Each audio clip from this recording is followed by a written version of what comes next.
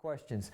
My name is Kevin Finney, and I am an unusual transplant in Indian country. I live in the Salem Indian community, Gun Lake, Potawatomi territory, 1821 ceded territory in southwest Michigan. And I have spent the last 20-some years of my life living in a Native community, and I have amazing adopted parents who raised me in my formative young adult life, named George and Sydney Martin. And they're amazing Anishinaabe elders, and for some reason I have fallen into a Indian country world, and I really like it. And I've done what I can to help out and listen to my teachers and to do what I can, because we're all living in Indian country, whether certain people recognize it or not. So. And today I want to talk about something which is I'm really excited about, and I'm an easily excited guy. I get excited about things that are new and fantastic, and this really isn't new, it's old, and most of the really exciting things in my world are old. But this is a black ash basket. It's a Wiskak Gokopanagan. And it's a really specific kind of basket. It's not the sort of basket you see every day. Like today, when you see black ash baskets being made and being sold, they're usually really fancy baskets. They're shaped like strawberries or blueberries. They have curlicues, and people buy those black ash baskets to put on a shelf in their house and to display them in their curio cabinet, and they're handed down from generation to generation as treasures. But a long time ago, Anishinaabe people were not curio cabinet people. You know, I don't think that there was a curio cabinet in the side of the lodge there where Kukum kept all of her little knickknacks, because people had to move with the seasons and everyone was practical, and practicality was beauty as well. And the baskets were different back then, and one of the types of baskets that people made that was functional, because everything was functional, even if it's ceremony functional, is a basket used for making hominy, for hulling corn and making flint corn into corn soup. And that's what this is here. This one's made out of black ash, and it's made by a amazing basket maker. His name is Josh Hominga, and he's an Ojibwe from the Bay Mills Indian community up on Lake Superior. And him and his woman have taken on becoming full-time black ash basket makers in the last few years. They're making a lot of baskets, and I've been making a lot of hominy. So with my crew down in Michigan, we grow corn, and we have other people grow corn, and we ash it with the wood ashes, and we use a big metal screen, and we wash it with a hose, and we clean it all and scrub it and clean it and scrub it and rinse it. And I've been thinking so much about every time I do something, what's the old way it was done? You know, how was this done in the past? Because I inherently believe that Anishinaabe knowledge, indigenous knowledge, is brilliant. It's always 50 steps ahead of whatever people are coming out with today. It's always 50 steps ahead, and every once in a while scientists catch up and they're like, oh my gosh, you know, look at this, and then Indian country all rolls their eyes and says, yeah, we've been saying that forever. But this is ingenious technology. This is a black ash corn washing basket. And so Josh made this basket for me, and I just came from Duluth, Minnesota. We're across from Superior, Wisconsin. And where I was there with my crew, and we were teaching how to make hominy. So we brought a bunch of Bear Island Ojibwe flint corn, set up with everybody over at ACO, American Indian Community Housing Organization. And lots of people in the community came out, and we taught everyone how to be able to take the corn and mix it with wood ashes and boil it and cook it. And one of the things I was thinking about when I was planning this is like, well, gosh, it's the middle of winter, you know, and we'd have to, if we took and had our big screen, we'd have to get a hose in downtown Duluth. We'd be out on the sidewalk spraying water everywhere, and it's so cold out, you know, it's 6 degrees below zero, and as soon as the water hits the corn, it's going to freeze around it. I was thinking, well, how did those Anishinaabe elders do this a long time ago? They use these corn washing baskets. So I called Josh up and I said, hey, can you make me a corn washing basket? He says, what's a corn washing basket? He'd never heard of one. So I got on my computer and pulled up all these old pictures from museums, and I sent him pictures, and I said, they look just like this. They have a couple handles to be able to hold up at the top, and they have this beautiful twill weave. And the base, I said that one of the critical functions is the base, the little holes have to be small enough the corn can't fall through. Then you put your corn in here with the wood ashes, and it looks like it's covered in ashy mud, and you dropped this a long time ago down in the stream or river. And the texture of the basket is such that you can scrub the hulls off the edge of the corn, the skins off the corn. And then they rinse through these whole holes in the bottom, and you keep dipping it and washing. You can do this in the sink, and your corn gets perfectly clean. So I brought this, and it was a brand new basket. It was his first one. I ordered 4 of them. I wanted him to make me 4 of these because we do a lot of teaching on this, and I travel around Indian country, and I know that other people, they're making hominy, and I want them to have them too. But he made one, and he said he wanted me to try it to make sure it worked good, and it worked fantastic. But I'm excited about this because when I think about food systems, and I think about our sustainability as a society and as a people living on the earth, we are doing a terrible job right now. We're crashing the helicopter as fast as we can. And you know, we can go to Walmart and we can buy a metal strainer for probably, you know, $10, $12. And I could get a plastic one and we could put that in the sink and wash corn in it. But if we're going to have a sustainable food system and we're going to have a healthy food system, it has to be inclusive and it has to be smart. And part of that smartness is that it involves our artists. So right now, this is created by somebody who's an incredible artist who has generations of knowledge that has been within his family to keep this knowledge alive. So rather than use a cheap Walmart strainer, I can support an Anishinaabe artist who makes this absolutely beautiful basket. Almost an engineer or architect in some ways. Oh, most definitely. And then when we think about our food system, now that black ash tree is part of that food system as well. That's also that element of the forest, those different trees. And when I make a spoon, which I made this spoon, and there's other people who make spoons like this, it's made out of a piece of sugar maple. And it's dyed with a hemlock bark. So this spoon here, sure, you could buy a spoon for cheap, and this takes, you know, 40, 50 hours of carving. But the beauty of this is that these things are things that we treasure. We're a disposable society today. And when we go out and we buy this cheap stuff, we have no relationship with it, no connection to it. It doesn't matter. It's just another piece of junk. If we break it, if we mess it up, if we throw it out, we can care less. We can get another one at Walmart. And that's the problem with society. But this basket here is made by somebody who is a friend of mine, who I really admire, and I really appreciate the tree, the woods. I appreciate his family story. That all becomes a part of my food system. It becomes a part of my way of doing the daily things that I do. And this has really inspired me in the last couple of days to begin challenging other people to think. In everyday life, when we get up and we make coffee and we go about doing the things that we do, is there even like once a week, one thing that you can think of that you can replace with something which is handmade in a way which is beautiful and sustainable and supports the land? And the economics are part of it too. I mean, I realize like I paid $300 for this basket. That's what I paid for it, $300. I'd be like, that's crazy to pay $300. But it's not, because this basket's going to be around for generations. It's going to become an heirloom. And I'm putting my $300 into supporting somebody who does beautiful work in the woods. And that's really important to me, that continues. And to me, I would rather have one beautiful handmade basket as something that I really value than 200 pieces of cheap, junky stuff floating around my house. And if this does get ruined, I can take it walk right out in the woods there and I can set it down underneath the tree.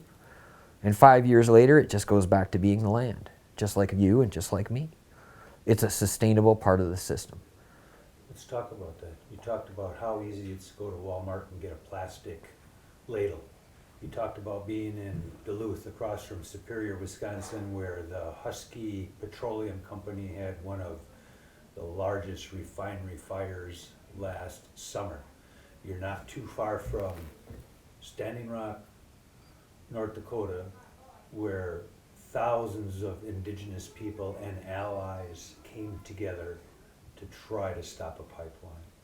What's the connection between your basket and those battles? The connection is, in my mind, it's incredibly clear. This basket symbolizes that we have an alternative. We have alternatives to the pipelines. What we're being told as a society through all sorts of programming that comes through television, it comes through advertisements, it comes through people's ideas, it comes through politics, is that technology is not a choice. When something comes out and it's presented to society, that automatically we have to take it. The latest, greatest version is here. There's no other alternative. It marches forward. And also, the idea is that technology is Darwinian.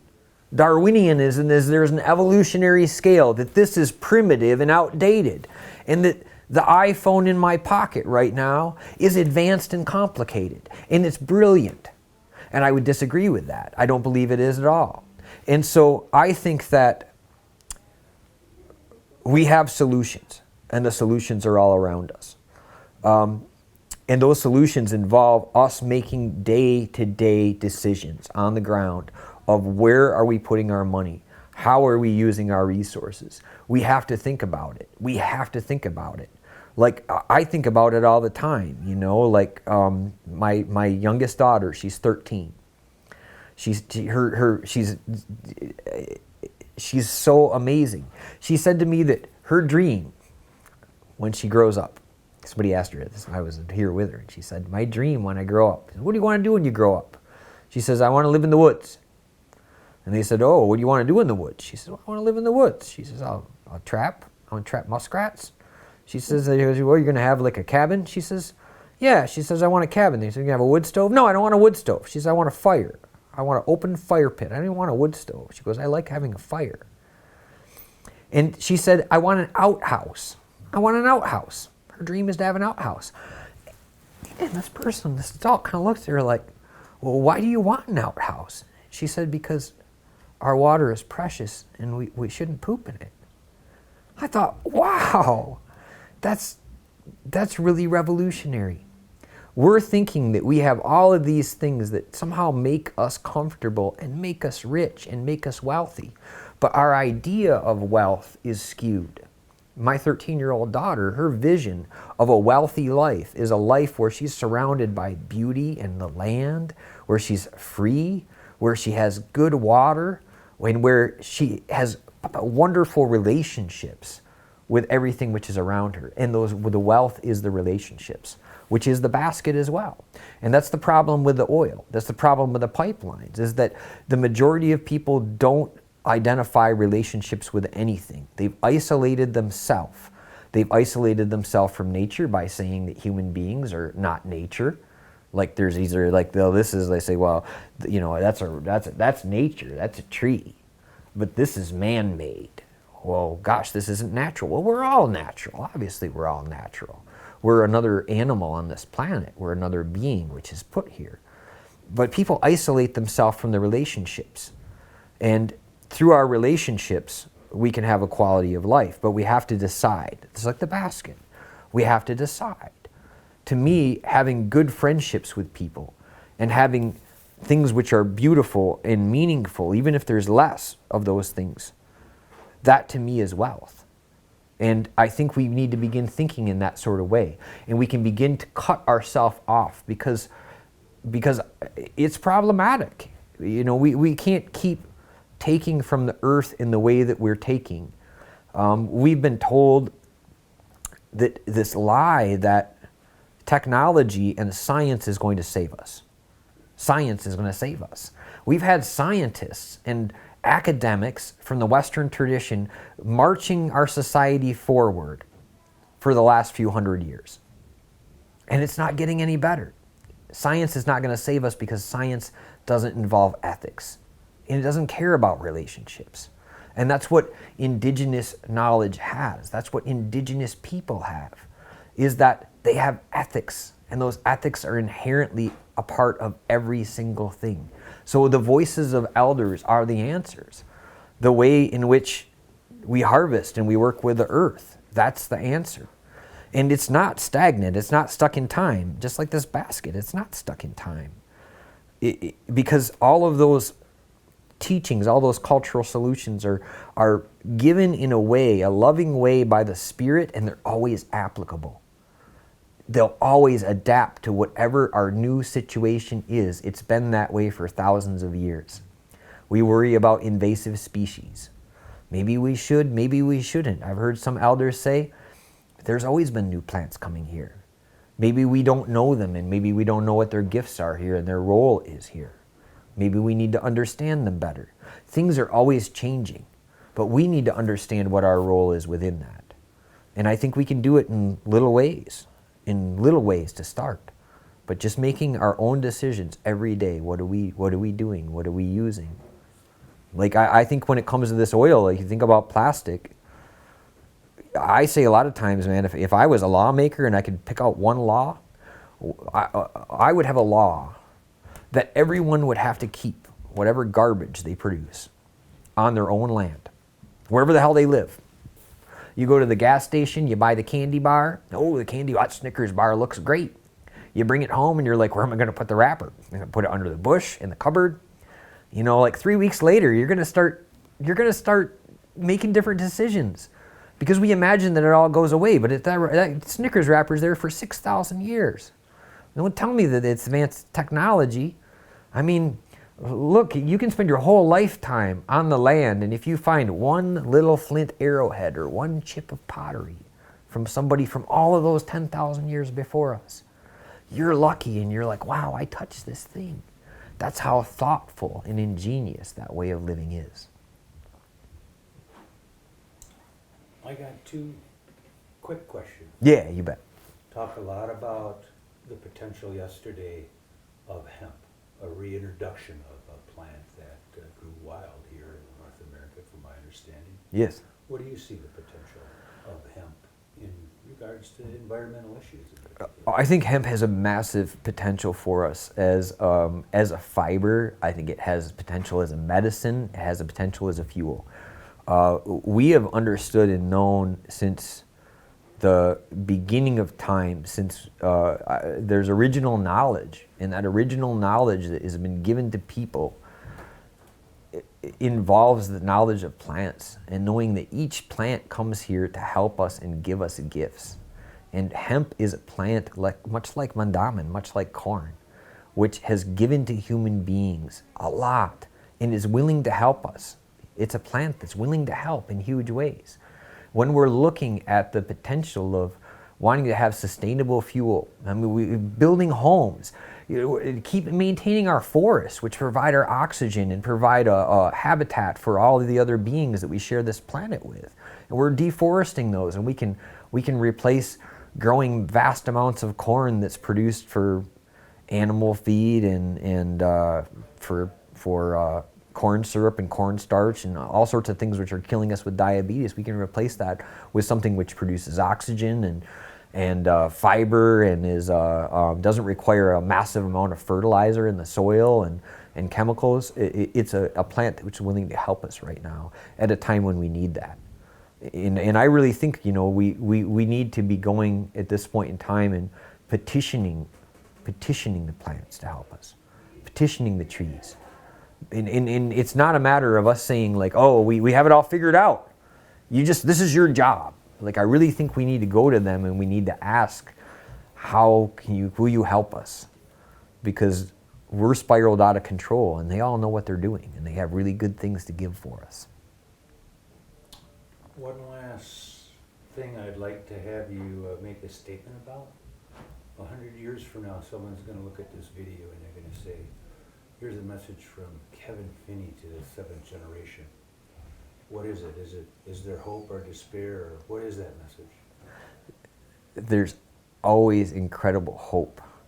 Always incredible hope, because a friend of mine, his name is Nick Deliri. He's from Walpole Island First Nation in Canada, other side of the medicine line there, across from Detroit, Michigan.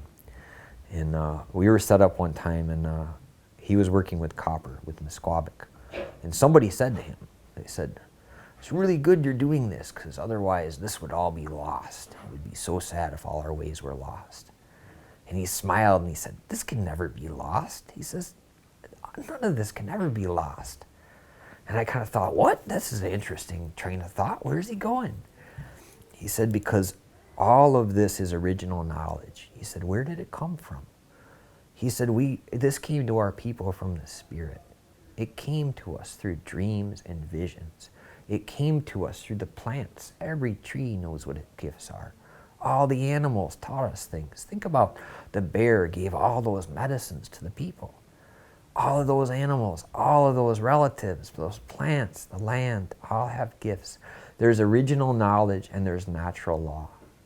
And I see incredible hope for the future. I think that at this point in time, we already been through the apocalypse.